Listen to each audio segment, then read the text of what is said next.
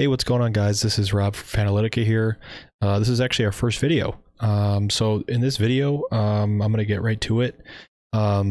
We recently put out a March pre-2021 NHL Draft list, top 31. You can see it right here on the screen. And so we used our platform to sort of supplement the data and the rankings that we have here.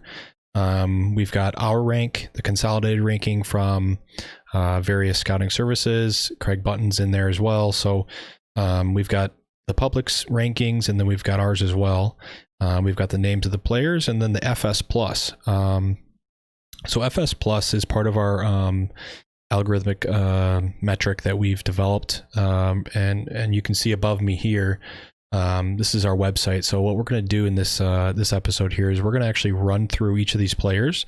I'm going to kind of give my opinion, why they got placed, where they got placed, and overall just try and give some information to you guys about why these guys are here, how they might be able to help you in fantasy, and where you may want to take some of these guys in the draft.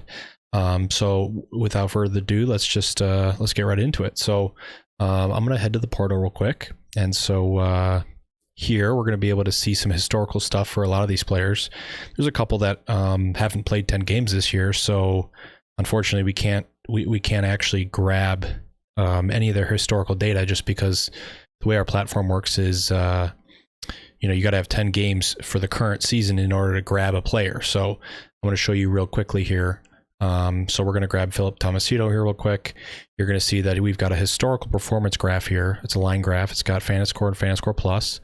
This Fantascore Plus right here is actually right over here. That ranking has the FS Plus. So you can see, for example, Tomasino, he's been trending upwards.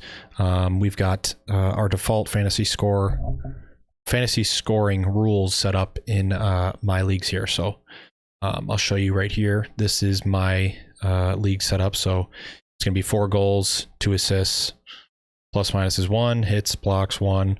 Majority of the other stats are 1, right? So some of these peripherals are important, not as important as goals.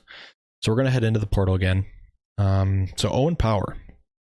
Now, beginning of the year, Owen Power, it seemed as though he was easily the first overall predicted player, and ever since Michigan basically started, I think Beniers kind of hopped up in there. And as far as the consolidated ranking, it's either him or Hughes, in my estimation. Maybe not up until this point, but throughout the year, I think Beniers was looking like potentially a first overall player, and he could be.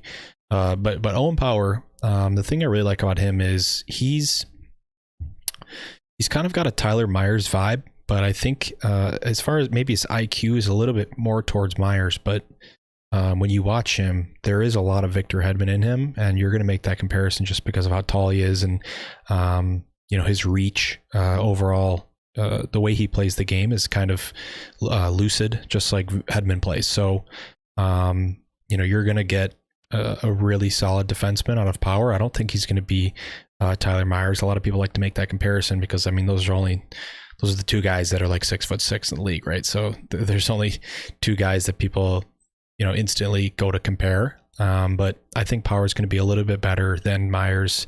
Not going to be Hedman, but I think he's going to firmly situate himself in between those 2. So with Power in fantasy, especially, you're going to get a guy that has all the tools. He's got all the peripherals. He's going to end up playing on Power Play 1.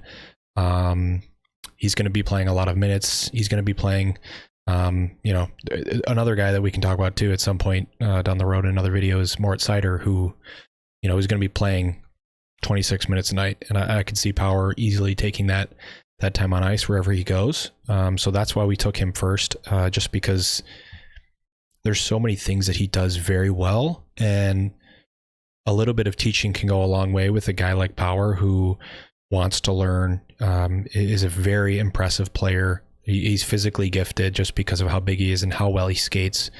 But there's a little bit of room for growth there. But overall, it would be very hard for me to pass on a guy like that. I mean, you're not going to find a guy like that rarely ever. So So Power is going to go 1 for us. He's got a Fantasy score of 205. That's right now, as we speak, just above replacement level as a prospect. Replacement level in the default scoring settings that we have is 187, right? So anybody over 187, I'm very confident they'll play in the NHL. So Maddie Beniers, another U of M guy. He's got a well-rounded stature to him, right? So the thing about him is he doesn't do anything super insane. He's got awesome IQ. He's a very intelligent player. He likes to play all around the ice. He's not a selfish player. He kind of reminds me of Nico Hischier. Hischier in many ways, right? On the ice, and just how the media is sort of describing this draft before it happens. Hischier was at the beginning of the year, when he got drafted, like at the beginning of the year in like September, he was maybe 10th or 12th. And then he slowly climbed up the rankings just because of how sound he plays on the ice. Beniers is the same way.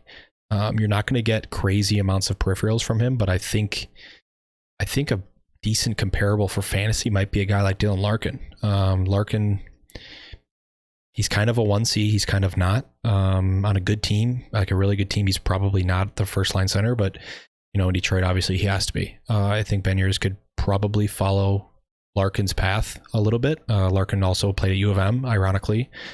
So Beniers he's a really good player. I think I would be very surprised if he did not go top 3. William Eklund. So I think William Eklund's a very interesting player because statistically he's on par or better than Alexander Holtz was in his draft year, right? And obviously we all know how Holtz plays on the ice. He's elusive, he can score, right? And so can Eklund. And Eklund's got some wheels. He keeps up the pace very well. He plays in a professional league, the SHL, so he's a very good player, and he kind of reminds me a little bit of Philip Forsberg, but maybe a little bit faster, a little bit smarter.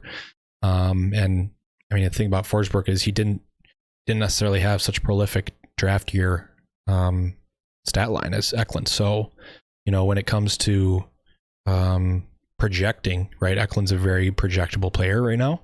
He's at 275, so he's way up there, right? He's one of the best projected players that we have right now. So, and I've been rambling. I haven't even gotten to pull these guys up. So let's grab Eklund here. And we might have historical stuff from him. Let's see. Yeah, so we don't have any historicals, okay? But he's looking really good. Time on ice, 15 minutes. He's got 58 shots, 38 games. He could probably push that up a little bit. Peripheral wise, I'm not sure what you're going to get from him. He might block a little bit because he's flying around, and he probably is going to get some breakaways here and there every once in a while. Let's roll back a little bit here, and let's go to Beniers. Let's see what we've got on him. So Maddie Beniers, he hasn't exactly improved. He sort of had the same year in 18-19, 19-20. This year he's really found himself in the NCAA at U of M. So Beniers is probably going to be on the come up. Let's go to Power real quick so we can give that to you guys. So Power had a pretty equivalent year last year. He played in the USHL and the Chicago Steel. Yeah, so he's someone definitely to look out for. He's only going to get better before he gets to the NHL, so keep an eye out for him. So Eklund's at 3. We ran through him. He's a great player. Wallstedt, we don't have information on Wallstedt, but Wallstedt is breaking basically every record in the SHL ever for where he's at as an 18-year-old. The numbers he's putting up, I mean, he has like a 909 maybe in the SHL. I mean, that's for an 18-year-old, that is insane. So, I really wouldn't be surprised if whoever wins the lottery, if they potentially need a goalie really badly, I could see them pulling a Pittsburgh and grabbing, Wallstedt at first, just like Fleury did. So, would not be surprised at all if Wallstedt goes first. That being said, realistically, he's not going to go first. He's probably going to fall a little bit, just because there's some pretty nice players in the top 5. a lot of people are arguing who's going to go first overall, but it's realistically, you're not really arguing who the top 7 are, right? It's just a jumble between those 7 guys. And I think Wallstedt should be in there, and he's a very talented goalie. I think if there's ever any goalie that's guaranteed to be an NHL star, it's going to be him. So Luke Hughes. So unfortunately, Luke Hughes just got injured, but he is a very interesting player. Obviously, he's the youngest brother of the Hughes brothers. Let's see here. So this is his top graph. Last year, he had a pretty decent year. This year, he's having a better year. Unfortunately, he got injured. He hasn't exactly been blowing it out of the water, though. Obviously, his eye test is amazing. He's a great player. He's a little bit different of a player than Quinn and Jack. He plays just a little bit more different and not as... he's got great edges, but he doesn't have the best edges of those 3 brothers. But you're not going to go wrong with grabbing Luke Hughes at...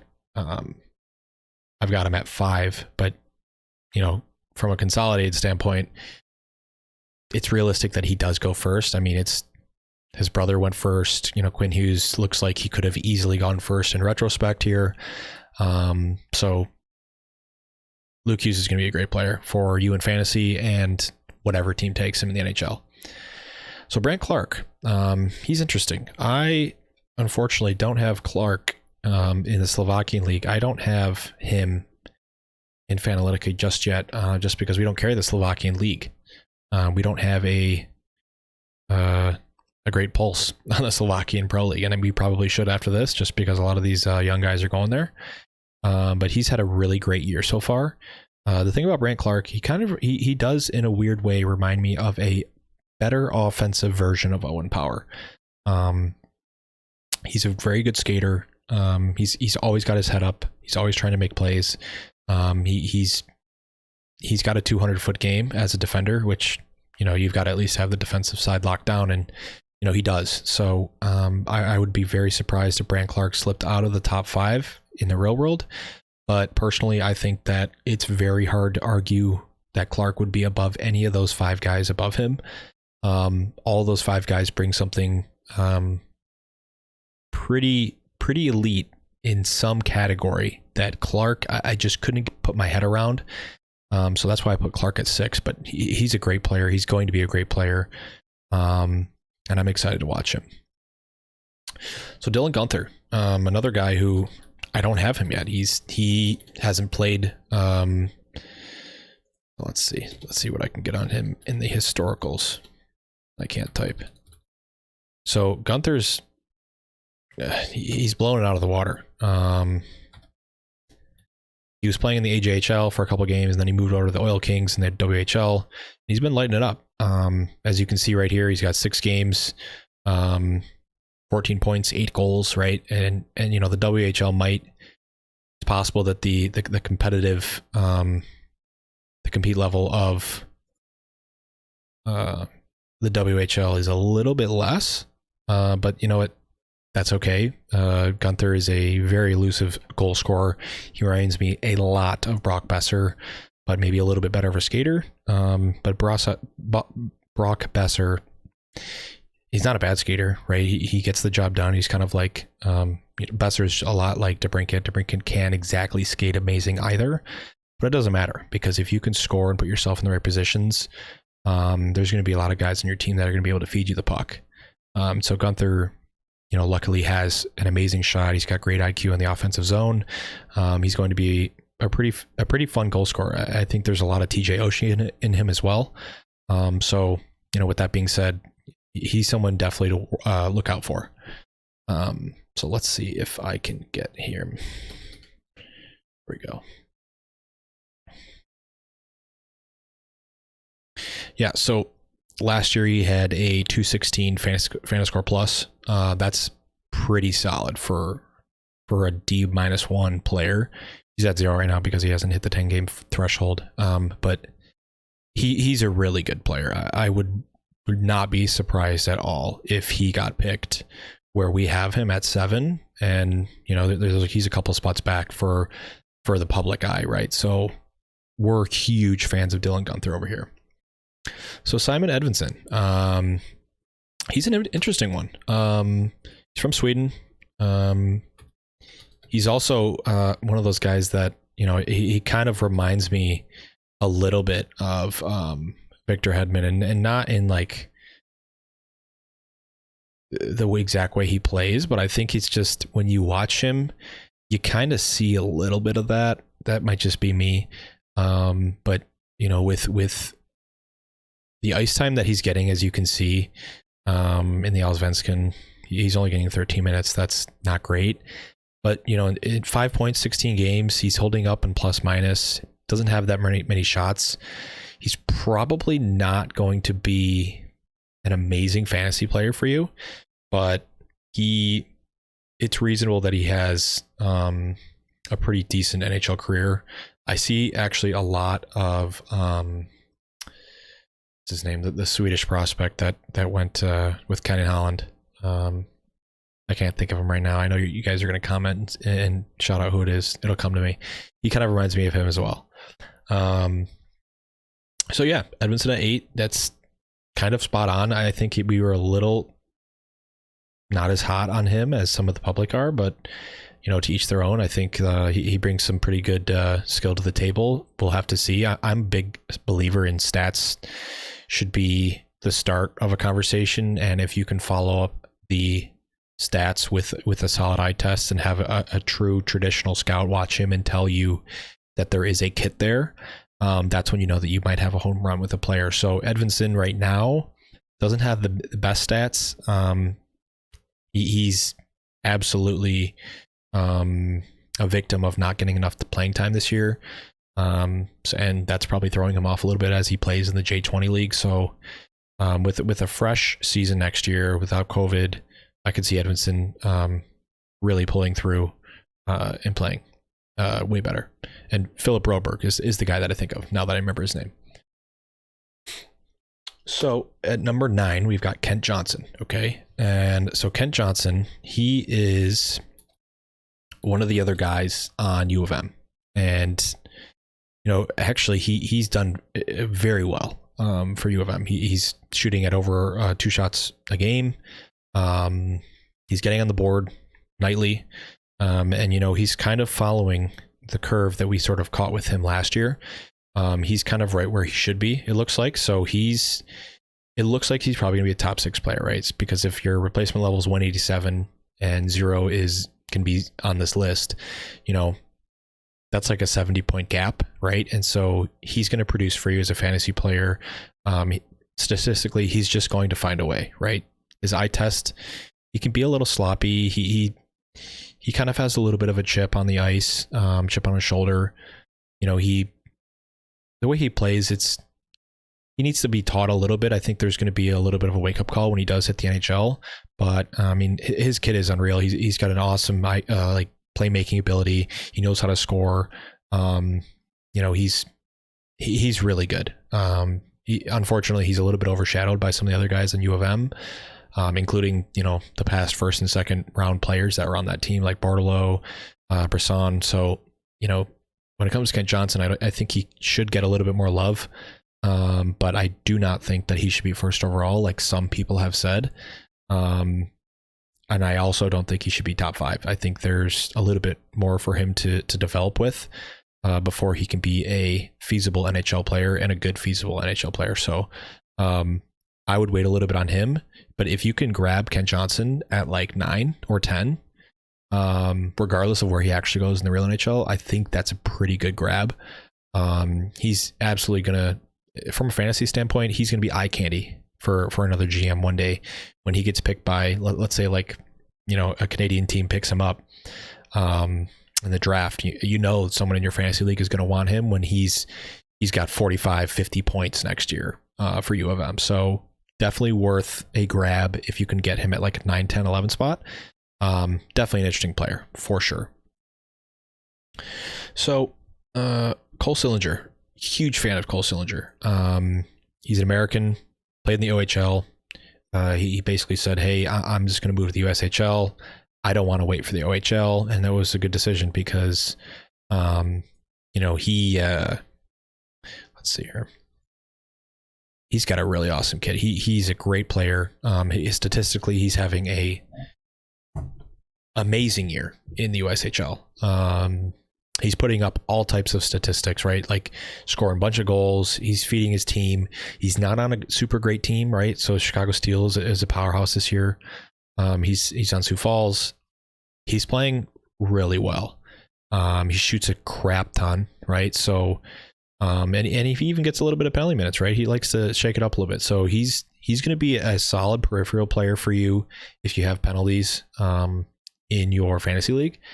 And I think he's going to be a great complementary Thomas Tatar utility, second line, can play first line if he needs kind of player. So I really do think the sky is the limit with Cole Sillinger. I think it was actually a very awesome move for him to move to the USHL, and I think he's going to represent the idea of the USHL being a criminally underrated league. Just because, the WHL is just now starting. It's March. OHL is still down. So some of these players had to go play elsewhere, right? They're going to play in Slovakia. They're going to play in the Allsvenskan. Going to play in the Hockeyettan, the third league in Sweden, USHL, right? And the USHL is a super fun league to watch. And I mean, there's numbers to back up that the USHL is a very relevant league. Around 40% of all NHL players right now came from the NCAA. And where'd they come from before they came to the NCAA? The BCHL, the USHL, the AJHL, and junior leagues in Europe, right? So the USHL is the huge feeder to the NCAA. NCAA is a huge feeder to the NHL league. So keep an eye on Sillinger. He's probably a little bit higher on our list than some others, but in my eyes, there's no doubt in my mind that he should be at 10. So Fabian Lysell, he's one of those guys that, let's see if I can find him on this list, right?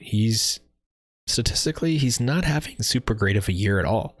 There are some outlets that had him ranked fairly high, and I guess I could maybe see why they could think that. Physically, he's a very fun skater to watch. He kind of reminds me a little bit of William Eklund. The thing about Lysell is I am not a super huge fan of the way he skates. I think he wastes a lot of energy. I think he actually gets a little bit too low. And so I think he does lose a little bit of top end speed, and he's a very fast player to begin with. So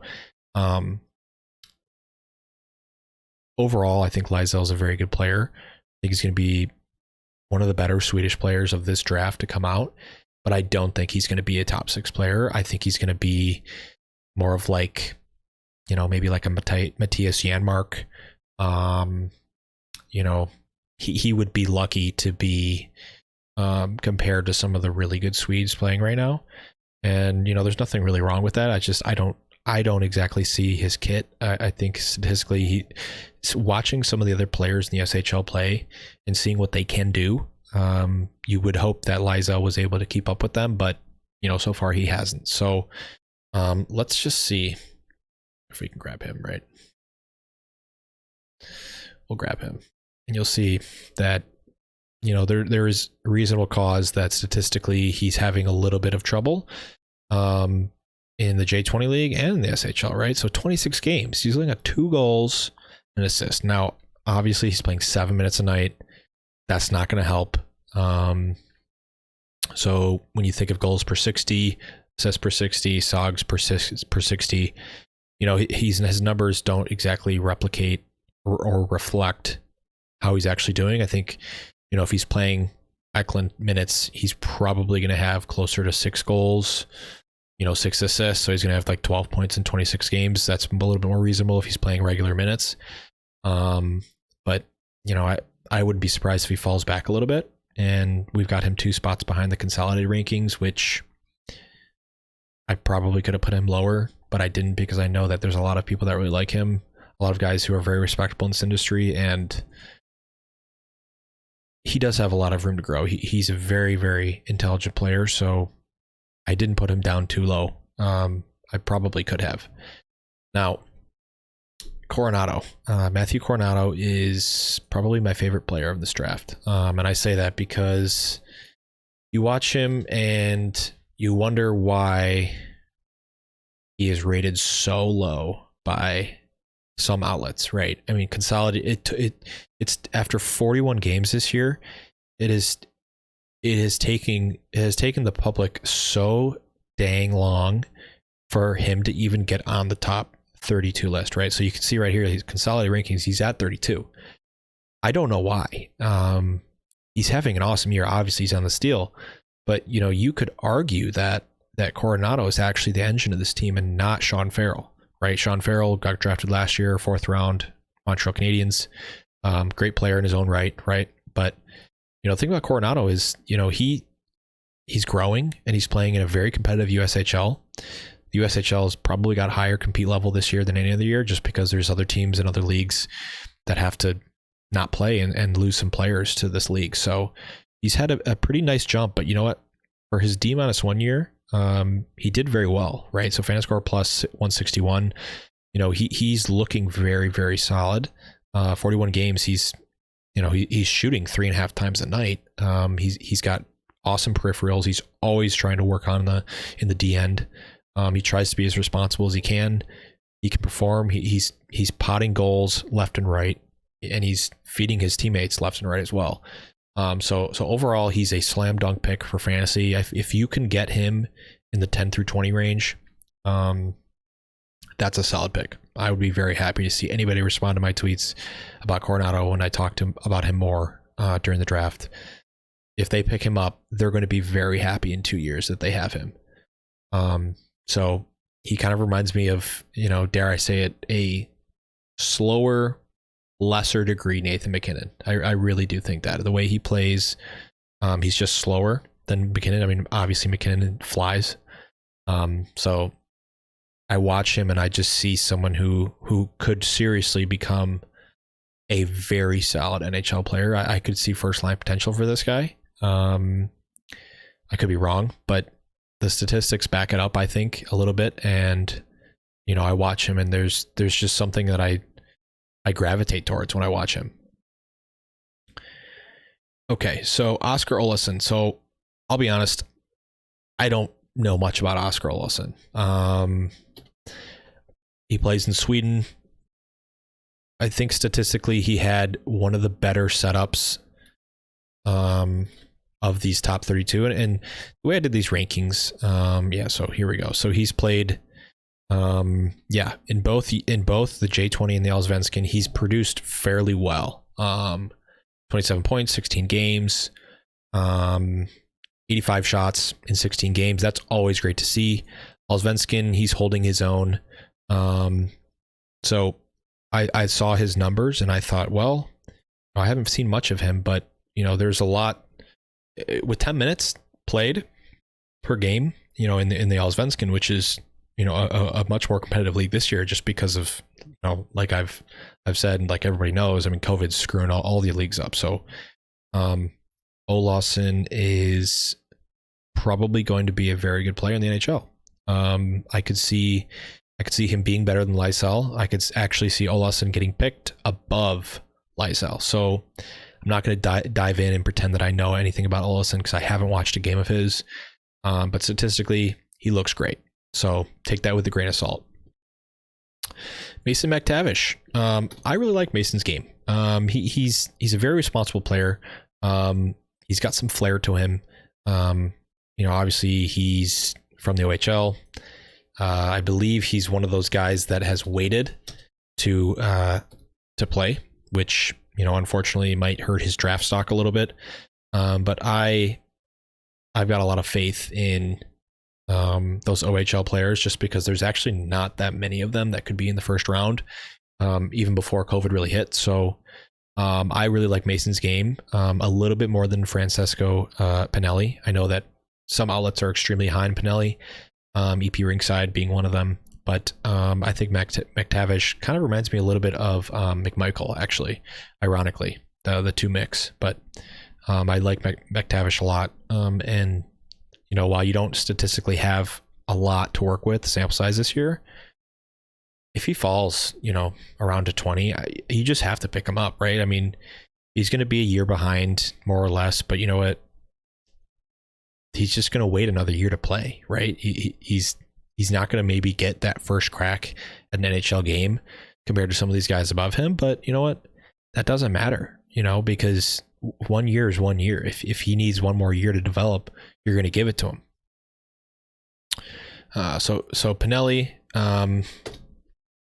he kind of reminds me a little bit of Riley Damiani, actually, who's killing it in the AHL. Pinelli plays a very swift game. There's really not that much to say that's bad. He's a very cerebral player, right? Don't have numbers on him this year, but he was looking like potentially the best OHL player to come out of the draft at the beginning of the year, assuming that the OHL was going to come and play. They didn't. You know what, Pinelli, I'm a big fan of his. I do like McTavish more, but you know what, Pinelli those two guys are like going to be the two OHL studs that come out of that league, in my opinion. So either of those guys are pretty good picks in the mid 15s range. They might fall, and if they fall out of the first round, which is not the craziest thing to think of, right? Like teams are going to be under hot water. Scouting as it is already difficult because they're going to have to scramble to keep up with the next class, right? Because for obvious reasons, right? I mean, there's this class hasn't played that much overall. Like total minutes, this class is way behind just because the OHL is a huge feeder league to the NHL. So if Pinelli and McTavish fall, it's not the end of the world. Just trade up, get him at 26 and 27. Like, and you know what? A lot of the fantasy guys that you're going to be drafting with, they're probably going to pass on both of them, and you should probably scoop them up if you can get a pretty good value pick there. But don't break your neck and get them at 11 and 12 because there's just a couple of other guys that are a little bit better. Okay, so Aatu Raty and Carson Lambos. So I'm going to do these guys together because they kind of have the same stigma. One's a forward, one's a defender. Aatu Raty was potentially a top 5 pick, a year ago, 2 years ago. Carson Lambos, honestly, he's really not a bad player at all. I mean, I think the problem with both of those guys is like, first off, Raty, he's struggled in the Liga for sure. So we're going to pull up his stats here real quick. And I think it's just, he needs to bulk up. I think he needs to mature a little bit more. I think he needs some confidence. I think he needs a little bit more strength. Because right now it's just not cutting it. And even with 11 minutes played per game, I mean, he could probably be doing a little bit better. I think with how much of the word prodigy was going around of Raty, when he was 16, even 15, right? So I think that's probably why he's falling. And that's also a lot of the reason why I put him a lot lower, because statistically there's nothing that tells me he's a prodigy by any mean. Right. So, yeah, I mean, it's funny. You can see Aatu Raty, same points and everything. Not a bad player, but you know what? I would personally pass on him. I think, every year there's got to be a couple of busts, right? And I'm not going to call him a bust, but if I had to vote, it would have to be him right now, right? I mean, I don't think he's going to bust at all, but it might be tough for him to figure it out, at least for the rest of the year. And then Lambos, I think the fact that people expected him to be so great at everything, and since he's not great at every single thing, they moved him out of the top 5, and it's not that big of a deal. He's still a very solid defender. I think he does a lot of things extremely well. He's got great vision. He in a weird way, he kind of reminds me a little bit of Matt Dumba.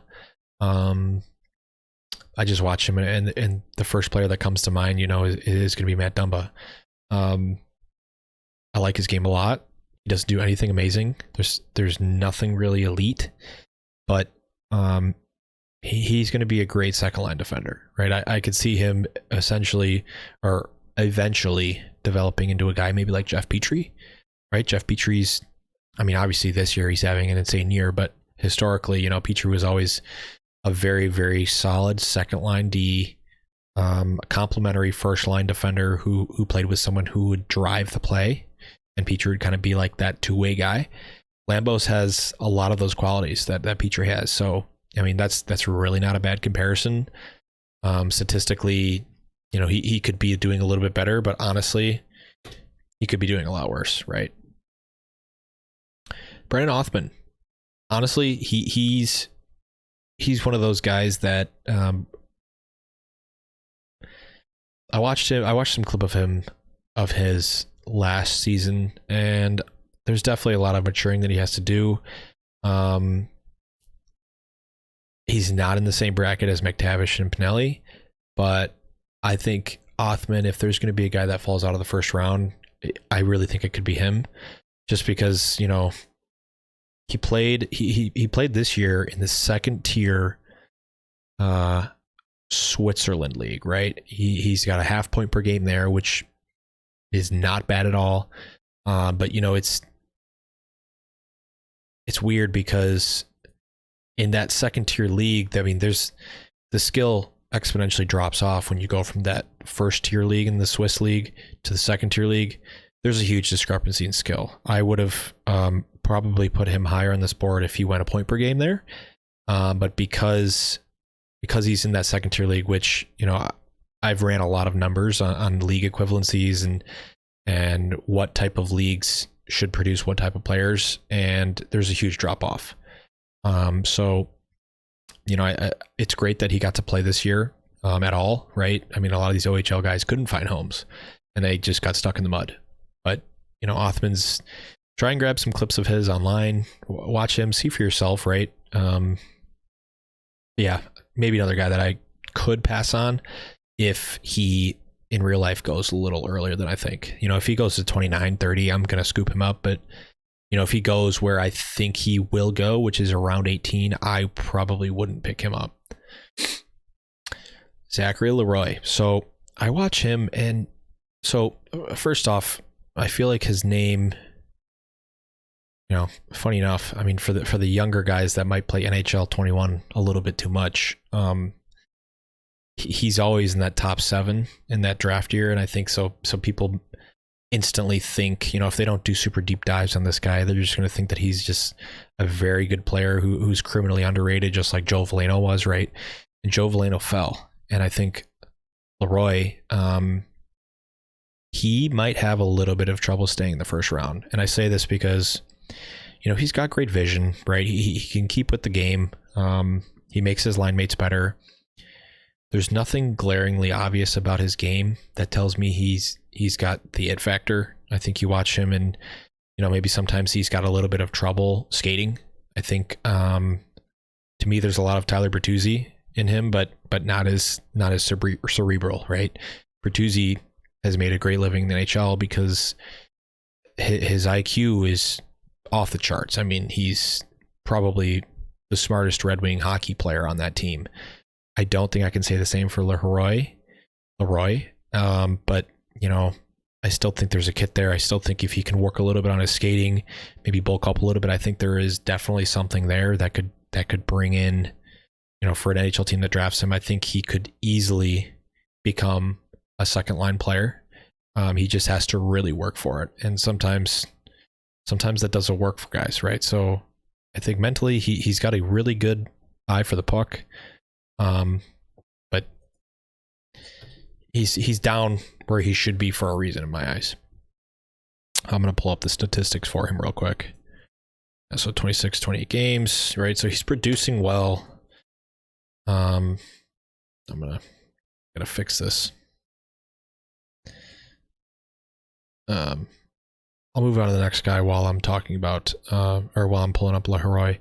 So Daniil Chayka, he's a really fun guy to watch. You know, I have him higher up on the board. I don't know exactly why he's so low, but you know, Chayka, I'm just gonna go to Chayka. I mean, Leroy is going to be above replacement when he becomes in the NHL. So let's run to Daniil Chayka.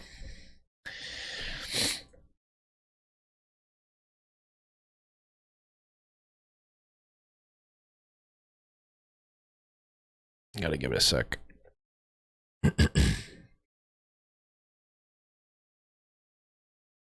Okay. So Chayka's had a typical KHL year, right? There's when a player goes to the KHL, our algorithms always find a way to see that there's a lot of variance, right? Because, you know, the KHL is very rigorous when they play players. It's tough for a young guy to get in there and play, regardless of how good they really are and where they could be as a player. I think selfishly they do that because they want the player to be there longer than realistic, right? So perfect example is Podkolzin. He, in my estimation, he was screwed with playing time so that he could actually play and maybe re-sign again, which is so weird because you would think that the player would literally hate himself for playing there. But anyways, Daniil Chayka, really fun player to watch. He's a defenseman. He's 18. He definitely gives me Alexander Romanov vibes as far as like projection and how he's so far played in the KHL. I mean, it's really hard to be an 18-year-old in the KHL, let alone a defender, right? There's already half as many spots available in the KHL for a defenseman compared to a forward. So he's on a great organization. He's on CSKA Moskva. He's going to be there a while, but he's going to come to the NHL, and I think whatever team drafts him, that fan base is going to love him.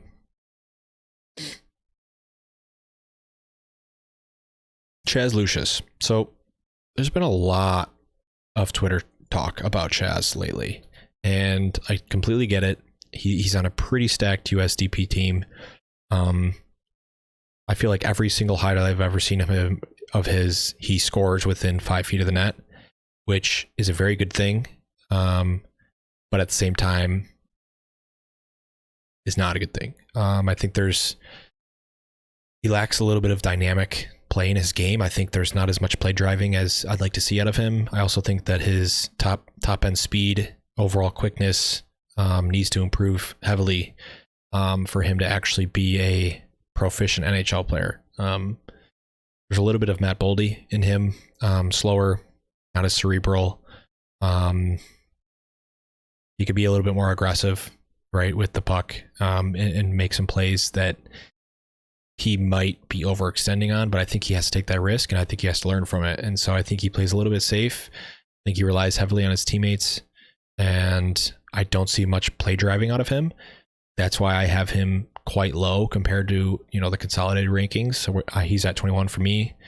He's in 14 on an average, and I've seen him as high as 7, right? So I personally don't think he is a top 10 player. Some people would disagree, but you know, I watch Chaz, and there's a lot to like about him, right? But he's got to get in the gym. There's a lot more to develop with him. But he could be an interesting player to grab in fantasy because the role that he plays in the NHL means he's probably going to have to use his body a little bit more. So peripherally, I think there could be some potential for hitting and blocking. Simon Robertson. So Simon Robertson, I really like him. He's had a pretty okay year in the SHL. He's had a little bit rougher of a go, but you know, draft year, Swedish defensemen who play in the SHL. If you can get 22 games out of a player, you know, you're going to be very well off, right? The coaching staff trusts him enough to even play 22 games. That's 22 more games than a 28-year-old who's on their team, who's a scratch.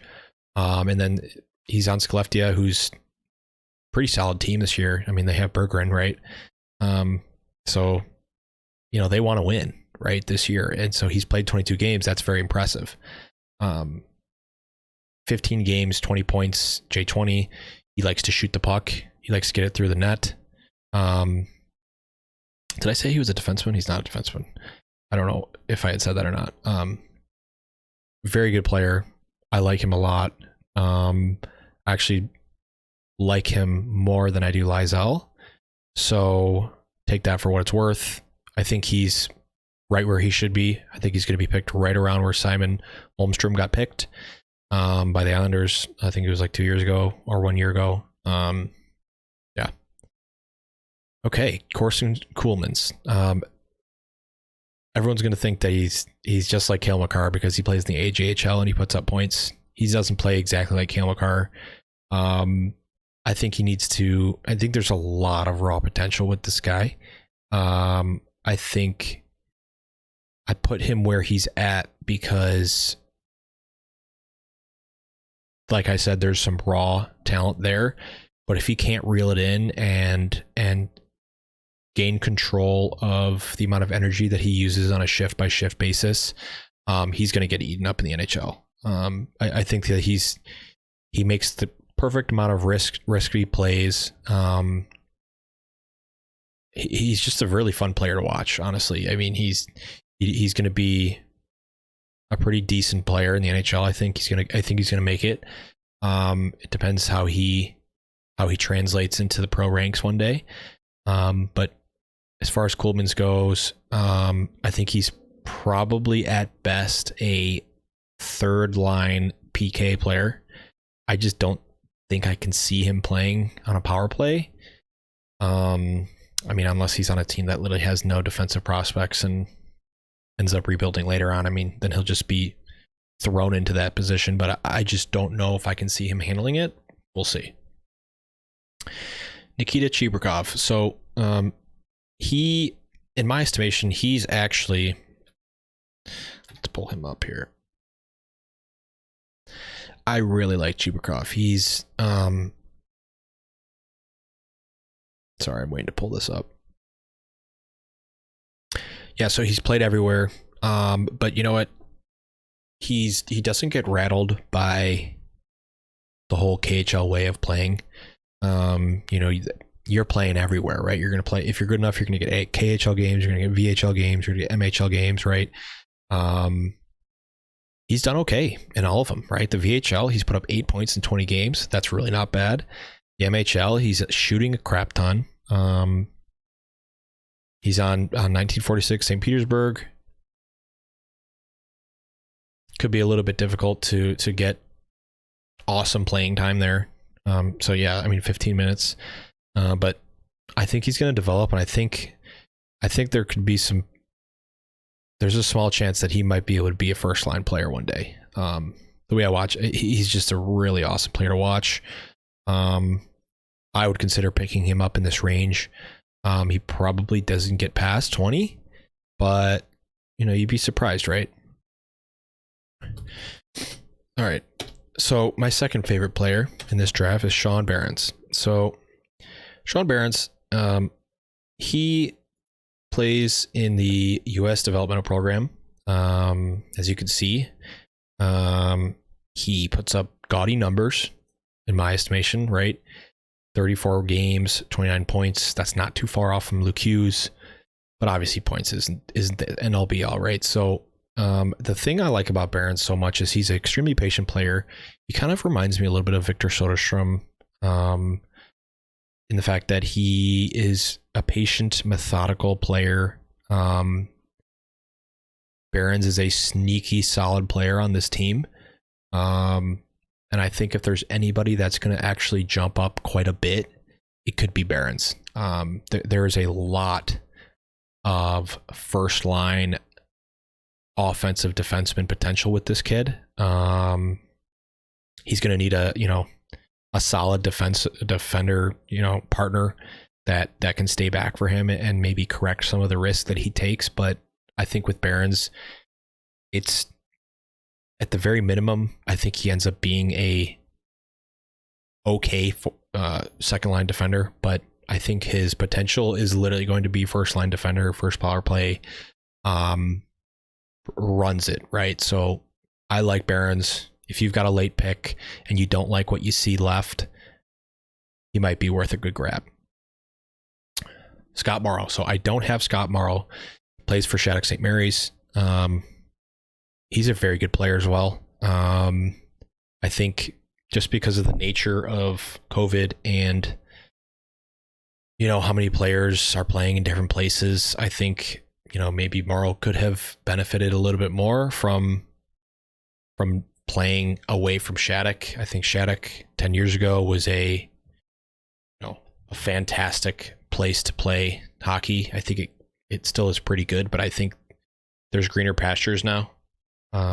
So great player, awesome skater, right?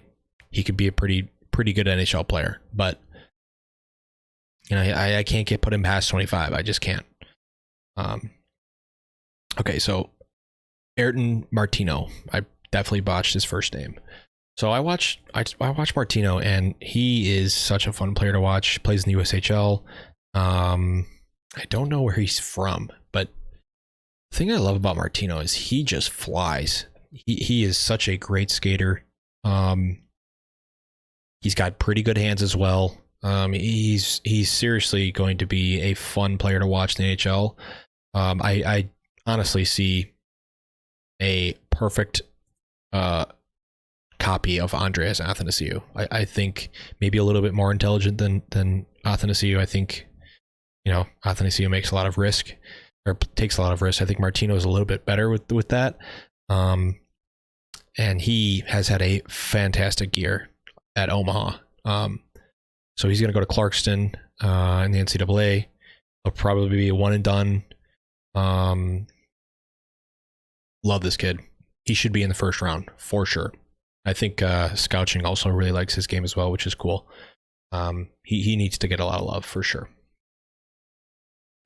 Isak Rosen. The thing about Rosen is, like, I watch him and there's a lot of things that he needs to optimize his game so much. And I think he's a very raw player. Yeah, to be honest, I didn't even realize that he had 5 minutes a game in the SHL. I think that's reasonable. He needs to get a lot better, but he needs to get faster. I think he needs to be a little bit more of a go-getter. I watch him and feel like he likes to coast a little bit, but he reminds me of like Philip Hollander. I think he's on Pittsburgh now. I think he got traded, or no, he's in Toronto. He was with Pittsburgh.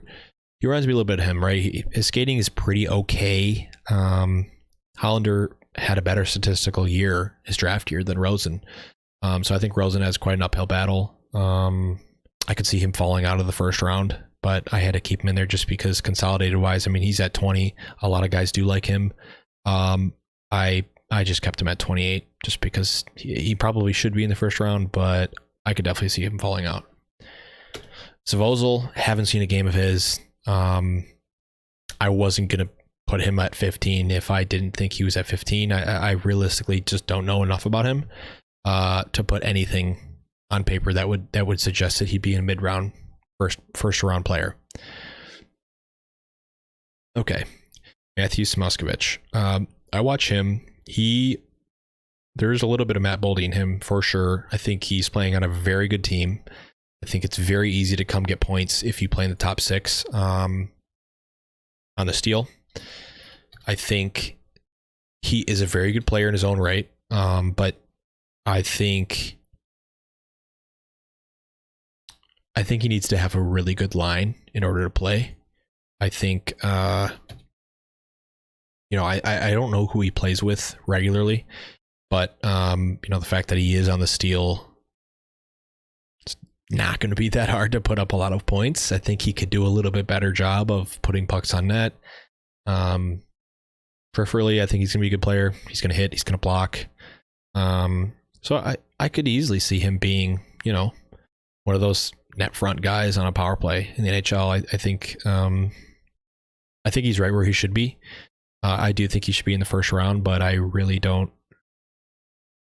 I'm not super confident that he stays in there. When you get to like 28, 29, 30, there's usually a couple of guys that get picked up from the second round into the first round that move up on public boards. But, you know, Sam, he's going to be a good player. I do like him a little bit. Okay, last two guys. So Zachary Bolduc, I was wavering between putting him up here or not. And, you know, statistically, he is a very good player. I think he puts up good numbers. I mean, he's going to be a pretty good forward wherever he goes. Plays on Rimouski. You know, I think he played with a little bit with Lafreniere last year. He's right around replacement level, but you know, in the QMM JHL, it's not that great, to be honest. I mean, if you're only a point per game in the QM JHL, I think you need to do a little bit better job. But what Bolduc does so well is I think he just shoots the puck, man. I mean, he's got 120 shots, 26 games, and he's only scored 10 goals. So I think there's a little bit better shooting percentage there for him, and I think he'll get there. And as long as he has the confidence, I think he's going to be a pretty decent like third line player for sure. Okay, and the last guy on our list, Pastujov. So he was the I think at the time that I wrote this, he was the second best Fantalytica Fantascore player that I had. So I'm going to pull him up. Plays on the USDP. He needs to improve his skating a little bit. I think might get roughed up a little too much in the NHL. I'd like to see how he does in the NCAA. But he's lighting up the USHL, right? I mean, this is pretty typical for a guy who is in a position to play more ice time or get on the ice more. You know, he's a good player. I mean, statistically, if you only looked at stats, he would be in the top 10. If you watch him, he probably wouldn't even be in the top 40. So I kind of threw him in the middle there. I said, you know what, he might get plucked at the end of the first. I think he makes to the second. I think some teams might be surprised. And this is the end of the video, guys. I really appreciate you watching. Leave a comment. Let me know who you disagree with, where you think someone should go higher or lower, if my explanation was wrong, or you think, you know, your opinion differs, or you think player does better than how I explained how they do. Be sure to check out Fantalytica if you liked the Fantascore Plus numbers that you see. And obviously you can see, you know, during the video you saw that I was browsing through a big table of players, getting some time on ice and some other metrics that you might not be able to see in one place. Check it out, and, you know, tweet at us if you have a question. We'd be happy to help or show you a player or two on Twitter if you had any questions. So I really appreciate you guys watching this, and thanks.